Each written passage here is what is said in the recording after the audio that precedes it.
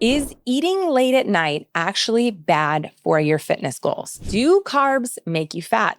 Are creatine gummies effective or just a trend? Okay, we're back with another round of myth busting. I posted a question on Instagram asking what fitness or nutrition myths you keep hearing.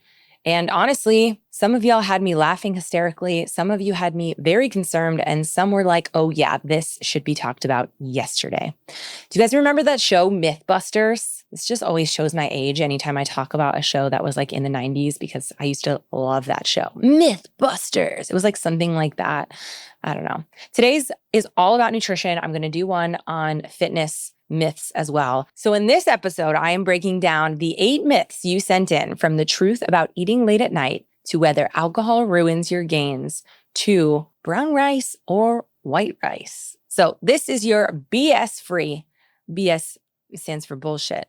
Do you guys, yeah, millennial of me. About what is really understood, what is actually true, and what you don't need to stress about ever again. So let's dive right in. First one, is eating late at night actually bad for your fitness goals? Not inherently. What matters most is what and how much you eat. So first, let's go over the science. Late night eating has been associated with higher body weight, but the correlation does not equal the causation, because the real issue is that people tend to overeat ultra-processed snacks at night, not grilled salmon and vegetables.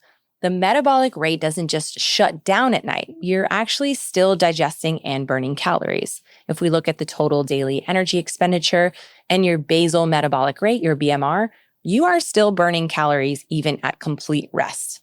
But your circadian rhythm can affect how your body processes nutrients, particularly carbs and fats, if you're constantly eating late and disrupting your sleep cycle. So here's what matters most: your total daily calorie intake, your meal quality, your sleep quality, which again, late night eating can disrupt. And really the bottom line is eating late isn't the problem. Mindless snacking, emotional eating, or exceeding your calorie needs late at night, that's what throws off your goals.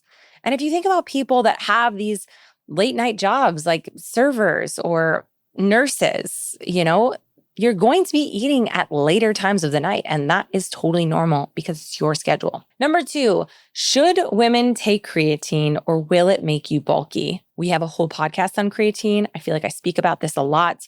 Take the creatine. I can't say this enough. Creatine is one of the most researched and safe supplements out there.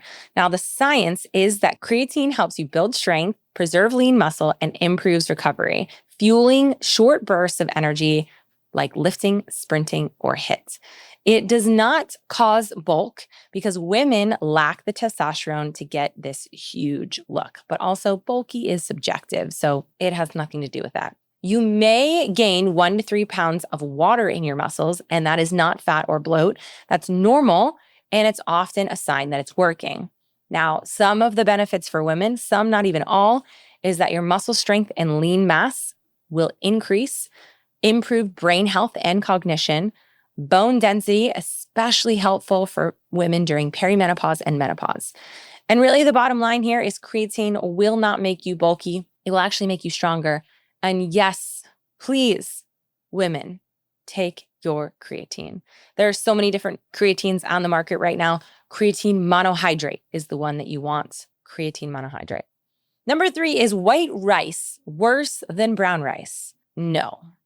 It is about context, not color. And if we think about, one of the healthiest countries on the planet is Japan. They are not eating brown rice, let me tell you that. Brown rice has more fiber and micronutrients because it's less processed, but it also contains phytic acid, which can slightly inhibit mineral absorption. White rice is easier to digest and often a better choice around workouts for people with a sensitive stomach. So, what should we be choosing? If we're choosing digestion, some people tolerate white rice better. If we're choosing based on goals, quick carbs post-workout, white rice. If we are looking for fiber intake and you're maybe already eating enough, either is fine. Bottom line here is neither is better. They're tools, and use what fits your digestion, your goals, and your meals.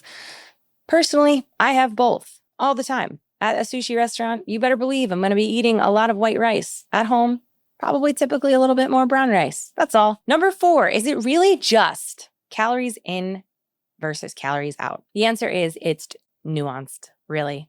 It depends. The science says that weight loss always comes down to creating a calorie deficit, which is burning more than you consume. But hormones, sleep, stress, training, and food quality all affect your appetite, cravings, metabolism, and energy output. So we have to consider highly processed foods may lead to overeating, while high protein, high fiber, whole foods are just more satisfying. So if you think of it like this, CICO, which you might have seen CICO, calories in versus calories out, is the foundation, but how you manage it is what makes it sustainable. The bottom line here is fat loss requires a calorie deficit, but hormones, habits, and food quality influence how easy or how hard it is to maintain. Number 5, do carbs make you fat? No. Overeating any macronutrient can lead to fat gain. Now, the science says that carbs don't turn into fat unless you consistently eat more calories than your body needs. Carbs are stored as glycogen in your muscles and liver, not fat. Carbs are great, you guys. I just had a donut right before this. Carbs fuel your workouts. They support recovery. They help regulate hormones such as cortisol and serotonin. Cutting carbs might help you lose water weight initially because glycogen holds water, but not body fat specifically. So what is the bottom line here? Carbs are not the enemy. Overeating is. And if your workouts suck, your energy's gone, and you're moody, chances are you are not eating enough carbs. So please go eat your carbs.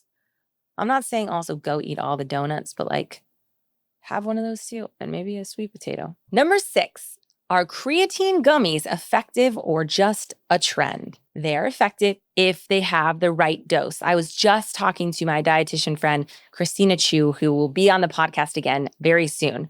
And she says that there is not enough science to show that the doses are effective, but creatine monohydrate is still the gold standard, and it works the same whether it's in a powder, pill, or gummy form, but it has to be a dosage of 3 to 5 grams a day. Now, some gummies on the market only contain between 1 and 2 grams per serving, so you may need to take 2 to 3 to hit the effective dose.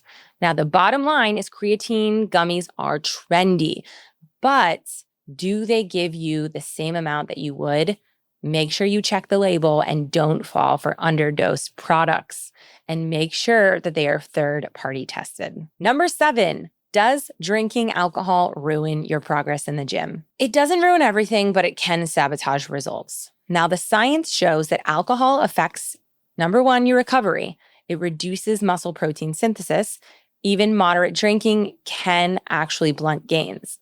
Number 2, hormones. Lowers your testosterone and increases cortisol. It obviously messes with your sleep because it messes with your REM and deep sleep. Nutrition, it does add some empty calories and potentially increase cravings. So regular drinking makes it hard to train hard, eat well, and recover. And really the bottom line is one drink won't wreck your progress, but consistent drinking will absolutely slow fat loss. The bottom line is one drink will not wreck your progress, but consistent drinking will absolutely slow fat loss, impair muscle growth, and increase inflammation.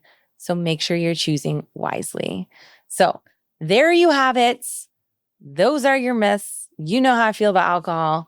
I went alcohol-free 3.5 years ago, and we'll never go back because it's awesome. 8 more myths officially debunked. I know there is a lot of noise out there, especially when it comes to fitness and nutrition, and especially on social media.